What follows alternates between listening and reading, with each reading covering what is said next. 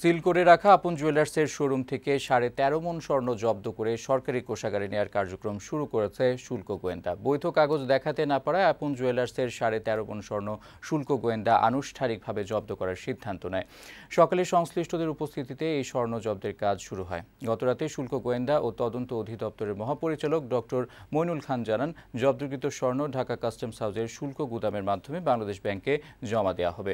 এরপর আইনি প্রক্রিয়ায় জব্দকৃত স্বর্ণ ও ডায়মন্ড শুল্ক আইন অনুযায়ী নিষ্পত্তি করা হবে। গত 14 ও 15 মে শুল্ক গোয়েন্দা আপন জুয়েলার্সের Gulshan DCC market, Gulshan avenue, Uttara, Simanto square ও মৌচাকের 5টি শোরুমে অভিযান চালিয়ে প্রায় 13.5 মণ স্বর্ণ ও 427 গ্রাম ডায়মন্ড সাময়িকভাবে আটক করে।